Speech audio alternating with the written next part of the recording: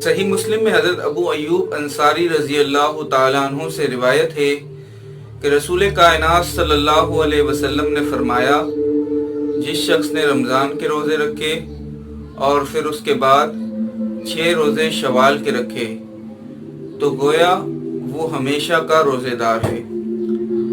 ایک دوسری حدیث میں نبی کریم صلی اللہ علیہ وسلم سے وضاحت منقول ہے جس میں آپ صلی اللہ علیہ وسلم نے فرمایا کہ گویا اس نے پورے سال روزے رکھے، اور اس کی تطبیق یوں ہے کہ ہر نیکی کو اللہ تعالیٰ 10 گنا بڑھا دیتا ہے۔ تو گویا جس شخص نے رمضان کے روزے رکھے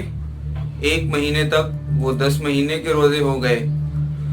اور پھر شوال کے 6 روزے، وہ 60 روزوں کا ثواب مل گیا، اور ان 60 روزوں کی مقدار 2 مہینے بنتی ہے۔ گویا اس شخص نے 12 مہینے جو ہے روزے رکھے، اور یہ ایک طرح سے پورے سال جو ہے روزے رکھنے کے برابر ہو گئے۔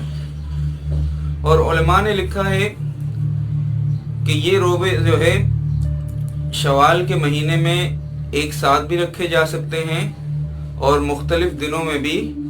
ان کی اتباع کی جا سکتی ہے، لیکن عید الفطر کے دن روزہ رکھنا مکروہ ہے۔ گویا عید الفطر کے دن روزہ نہیں رکھنا ہے، اس کے بعد آپ چاہیں تو 6 روزے رکھ لیں، اور چاہے تو ایک ایک کر کے شوال کے مہینے میں 6 روزوں کی تعداد پوری کر لیں۔ اب ان 6 روزوں کا سب سے بڑا فائدہ کیا ہے؟ تو علماء کرام نے لکھا ہے کہ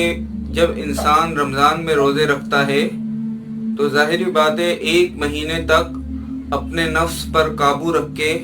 اللہ تعالیٰ کی یہ عظیم عبادت کرتا ہے تو وہ ایک مقام تک پہنچ جاتا ہے، لیکن انسان ہونے کے ناطے